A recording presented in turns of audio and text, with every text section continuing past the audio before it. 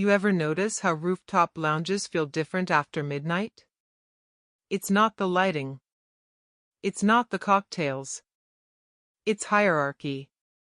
The invisible structure of who matters and who doesn't. Who gets greeted by name? Who waits? Who decides? 2 years ago, I decided. Now I was the woman holding a tablet at the entrance of Skyline Ember, smiling at people who barely registered my existence. 20 floors above the city. The same skyline I once claimed as mine. And then she walked in. Lydia Cross didn't move quickly. She moved deliberately. Like the air parted for her. Cream coat, sharp heels, diamond studs that caught the low amber light. Reservation. Cross. Penthouse tier. No eye contact. Just expectation. I checked the system. Of course. Prime table. Center platform. Elevated view of the city. Right this way, I said evenly. 2 years ago, she wouldn't have needed a reservation. 2 years ago, I owned Skyline Ember. Before it was taken. My name is Mar Ellison. I didn't inherit money. I didn't marry it. I built leverage the old-fashioned way, by betting on myself when no one else would. Skyline Ember started as an abandoned rooftop over a failing office building. Cracked concrete. Rusted railings. No elevator access beyond the 19th floor. Every contractor I consulted called it impractical. It's too high-end for this area. It's too expensive to renovate. Too much liability. But impractical things are where opportunity hides. I refinanced my condo. Liquidated savings. Took on private investors who believed in my concept, quiet luxury. No velvet ropes.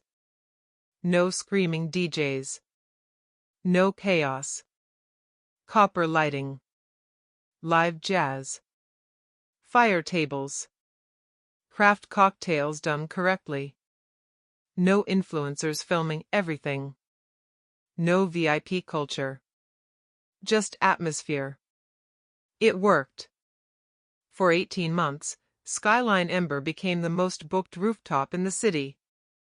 Tech founders hosted launches there. Architects celebrated contracts there. Musicians ended tours there. It wasn't loud success. It was refined success. And refined success attracts people like Lydia Cross. The first fracture. Lydia didn't come often at first. But when she did, she watched. Measured. She was married to a venture capital partner whose firm quietly bought stakes in half the hospitality industry in the district. Not majority ownership. Just influence. Influence is quieter than ownership. More flexible. More dangerous. One evening she requested to bring in an outside event team for a private dinner. Unlicensed decorators. Independent catering staff. External bar personnel. I declined. Politely. Firmly. It compromises our liability coverage, I explained. She smiled. Perfectly even teeth.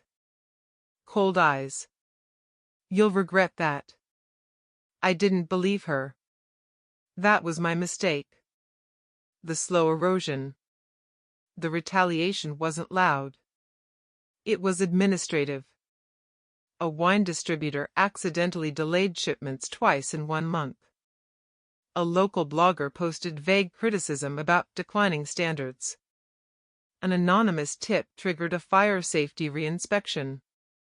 Nothing illegal. Nothing dramatic. Just disruption. Investors dislike unpredictability. Banks hate unpredictability.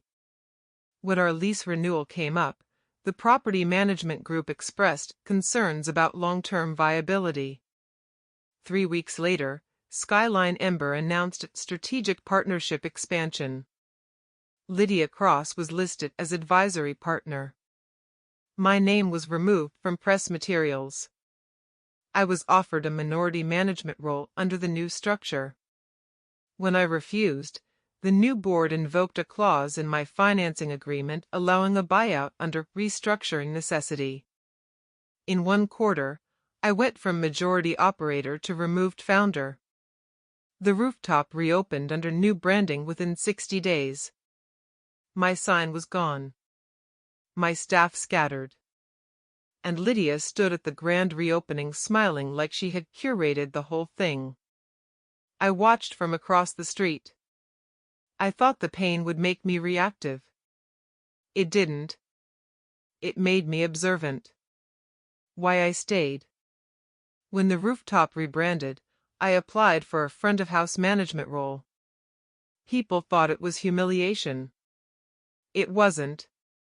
It was access. If you want to understand power, you have to stand close enough to see how it's maintained. I worked reservations. I watched Lydia operate. She wasn't brilliant. She was connected. She didn't create value. She redirected it. I listened to conversations she thought were private. Complaints about vendor contracts. Frustration about debt service on the building. The property wasn't owned outright. It was leveraged heavily through a holding group dependent on consistent premium revenue. And revenue had started to plateau. Not collapse. Just flatten. Flattening revenue makes lenders nervous. And nervous lenders restructure. Restructuring creates opportunity. That's when I stopped thinking about revenge. And started thinking about acquisition. Education in silence. For 18 months, I worked my shifts and went home to spreadsheets. I learned how commercial mortgage notes are bundled and sold. I studied how hospitality distribution contracts lock venues into supply agreements. I read zoning law updates. I spoke quietly with 2 former investors who had lost capital when Skyline Ember shifted control. They weren't angry. They were pragmatic. We lost because we underestimated leverage, one of them told me. I won't make that mistake again, I replied. The building's mortgage was up for refinancing review. The holding group had overextended into 2 additional nightlife projects. Their debt load was heavy. They needed liquidity. Debt, when strained, becomes purchasable. Through a newly formed investment entity, Ellison Holdings Group, we approached the lending institution holding the building's note. We didn't negotiate for the rooftop. We negotiated for the debt. 6 months later, the note transferred quietly. No press release. No celebration. Just signatures. Legally, Ellison Holdings now controlled the building's mortgage instrument. And when you control the debt, you control the terms. Phase 1, pressure without drama. I didn't storm in demanding control. That's emotional. Emotion is inefficient. Instead, I reviewed all operational agreements. The beverage distribution contract was up for reassignment under restructuring clauses triggered by ownership change. We executed that clause. Delivery schedules paused pending renegotiation. Premium imports temporarily unavailable. Nothing catastrophic. Just inconvenient. Lydia noticed within 48 hours. This champagne list is incomplete, she snapped during a client dinner. Temporary supplier adjustment, the bar manager replied. She was irritated. But not alarmed. That came later. The master rooftop usage agreement included performance and conduct stipulations for partnership privileges. clauses rarely enforced, but legally binding. I reviewed documented complaints from staff over the past 2 years. There were many. Disrespect, interference with operations, attempts to override vendor compliance, public reprimands of staff in front of guests. I compiled dates, times, witness statements, security footage timestamps. Not because I needed revenge. Because I needed insulation. If you're going to move a queen off the board, you better protect your king. I wasn't emotional anymore. I was procedural. And then came the night everything aligned. It was a Saturday. The rooftop was full. City lights sharp and glittering like scattered glass. Live jazz humming low. Servers moving in rhythm. Lydia hosting one of her curated dinners. 8 guests. 2 photographers. A venture capital associate taking notes between cocktails. She stood at the center platform. The platform I designed. The one that caught the skyline perfectly behind you if you stood at the right angle. She loved that angle. Midway through the evening, the operations manager approached me quietly. Delivery is paused. Distributor confirmation came through. I nodded. Lease transfer? Recorded at 4 p.m. I exhaled slowly. This was it. I didn't rush. Power doesn't rush. I walked toward her table. She was mid-laugh. Something about urban development returns. She noticed me approaching and rolled her eyes slightly. Yes. Her tone said, "Why are you interrupting?" I kept my voice even. As of today, the building mortgage and rooftop usage rights have transferred to Ellison Holdings Group. Her smile stayed in place. But her eyes tightened. I'm sorry? I'm the managing partner of Ellison Holdings. A pause spread across the table. Like someone had lowered the music. That's not possible, she said lightly. It is. Her husband leaned forward now. What exactly are you implying? That the operating structure has changed. All premium partnership privileges are under review pending compliance with the master agreement. Silence. Around us, conversations thinned. People weren't staring yet. But they were listening. You're bluffing, she said. I handed her a document summary. Stamped. Signed. Clean. Her husband scanned the first page. His expression shifted first. Recognition. Calculation. Concern. You bought the note, he asked quietly. Yes. The word didn't need volume. Lydia looked between us. What does that even mean? It means the lender sold the debt instrument, her husband replied slowly. And she now controls enforcement terms. The air changed. You could feel it. I didn't smile. Smiling would make it theatrical. This wasn't theater. It was transition. Effective immediately, I continued, vendor contracts are being renegotiated and partnership tiers are suspended pending conduct review. She laughed. Sharp. Forced. You can't just remove me from my own table. I'm not removing you, I said calmly. I'm reclassifying you as a standard guest.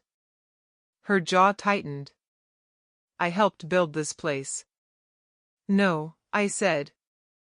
You helped restructure it. That landed. Phones were definitely out now. Not filming directly. But hovering. People sensing a shift in hierarchy. Her husband leaned back. He wasn't defending her. He was thinking about exposure. Public optics. Investor whispers. You're making this personal, she said quietly. I'm making this contractual. Another silence. Her eyes searched the room, waiting for someone to validate her dominance. No one did. Influence requires witnesses. Witnesses were reconsidering their loyalties. She stood slowly. You'll regret this. I've already experienced regret, I replied evenly. It's surprisingly educational. She picked up her bag. Her husband followed. They walked toward the elevator without another word. No applause. No drama. Just a vacuum where her authority used to sit. The jazz band resumed after a beat. Conversations returned. But differently. The staff moved differently. Straighter backs. Quieter confidence. The rooftop exhaled. The next week was meticulous. I didn't celebrate. I reorganized. Vendor contracts were reviewed line by line. Margin inefficiencies corrected. Exclusive seating tiers dissolved entirely. No more artificial hierarchy. Reservations based on availability and history of compliance. Respect became policy, not suggestion. Some guests left. The ones who came for status rather than atmosphere. Revenue dipped for 3 weeks. Then stabilized. Then climbed. Because authenticity retains better than exclusivity. 3 weeks later, I received a meeting request. From Lydia. Not at the rooftop. At a private office downtown. Neutral territory. She arrived composed. Tailored suit. No diamonds this time. I underestimated you, she said without preamble. Yes. She studied me. You could have approached this collaboratively. I did. 2 years ago. Her jaw flexed slightly. We both benefit from strategic alignment. That depends on strategy. She leaned forward. You need connections. I need stability. You won't scale without networks. I scaled once without interference. Silence stretched. She wasn't angry. She was recalibrating. Trying to understand a board she no longer controlled. You've changed, she said finally. Yes. She stood. This won't be the last time our interests intersect. I look forward to structured terms, I replied. She left without threat. Because she understood something now. Influence without infrastructure is temporary. Infrastructure without influence is durable. Months passed. Skyline Ember regained its reputation. But differently. It became known for consistency. Not spectacle. Staff turnover dropped dramatically. Guest retention increased. Corporate bookings returned. We hosted a city architecture award ceremony that winter. No VIP platform. No artificial tiers. Everyone experienced the same skyline. One evening, long after Lydia stopped appearing entirely, I stood alone at the edge of the rooftop. The wind was steady. The city lights flickered below like circuitry. I thought about the night I watched my name being removed from the building. The helplessness. The humiliation. The anger I swallowed. Back then, I thought power was possession. I was wrong. Power is comprehension. Understanding how systems breathe. How contracts bind. How debt travels. I didn't win because I was louder. Or crueler. Or faster. I won because I was patient. The skyline hadn't changed. The building hadn't changed. Only the foundation of control had shifted. Sometimes people think revenge is dramatic, explosive, emotional. It's not. It's disciplined, measured, silent. It's choosing not to react when provoked. Choosing to study instead. Choosing to position instead of perform. I turned back toward the bar. Staff laughing softly. Music floating upward. This time when I walked across the rooftop, no one saw me as invisible. Not because I demanded recognition, but because the structure recognized me. Ownership doesn't need volume. It needs clarity. 2 years ago, I lost Skyline Ember. But losing it forced me to understand it. And when you understand something completely, you can rebuild it stronger than before. Lydia thought she had taken my rooftop. What she really did was teach me how to own the entire building. And this time, there was no clause that could remove me. Before anyone turns this into a revenge fantasy, let me say this clearly. This was never about humiliation. It was about growth. 2 years ago, I thought losing Skyline Ember was the worst thing that could happen to me. I thought I had been erased. But being forced out didn't destroy me. It educated me. There's a difference. Most people react when they're wronged. They argue. They post. They fight publicly. I didn't. I studied. And that's the real lesson here. Not get even. Not destroy your enemies. But understand the system better than the people trying to control it. Because the system is always bigger than the personalities inside it. If someone blocks you emotionally, that's painful. If someone blocks you professionally, that's frustrating. But if you learn the structure behind what happened, contracts, leverage, decision-making chains, you stop being reactive. You start being strategic. And strategy lasts longer than anger ever could. This story isn't about revenge. It's about ownership. Ownership of your education. Ownership of your patience. Ownership of your comeback. Sometimes the strongest move isn't loud. It's quiet. It's building in the background while everyone assumes you're finished. And if you're in a season right now where you feel overlooked, replaced, or underestimated, don't rush your response. Upgrade your position. Because the people who think they've won, they're usually only winning in the short term. Long-term power belongs to the prepared. Before anyone turns this into a revenge fantasy, let me say this clearly. This was never about humiliation. It was about growth. 2 years ago, I thought losing Skyline Ember was the worst thing that could happen to me. I thought I had been erased. But being forced out didn't destroy me. It educated me. There's a difference. Most people react when they're wronged. They argue. They post. They fight publicly. I didn't. I studied. And that's the real lesson here. Not get even. Not destroy your enemies.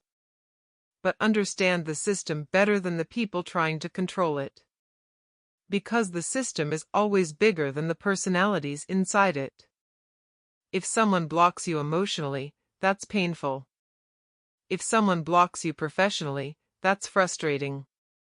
But if you learn the structure behind what happened, contracts, leverage, decision-making chains, you stop being reactive. You start being strategic. And strategy lasts longer than anger ever could. This story isn't about revenge. It's about ownership. Ownership of your education. Ownership of your patience. ownership of your comeback. Sometimes the strongest move isn't loud. It's quiet. It's building in the background while everyone assumes you're finished. And if you're in a season right now where you feel overlooked, replaced, or underestimated, don't rush your response. Upgrade your position. Because the people who think they've won, they're usually only winning in the short term. Long-term power belongs to the prepared. If this story resonated with you, not because of drama, but because of discipline, then you're in the right place. I share stories about strategy, quiet resilience, and building leverage without noise. Like the video if you value long-term thinking. Subscribe if you're playing the long game. And remember, don't chase status. Build structure. I'll see you in the next one.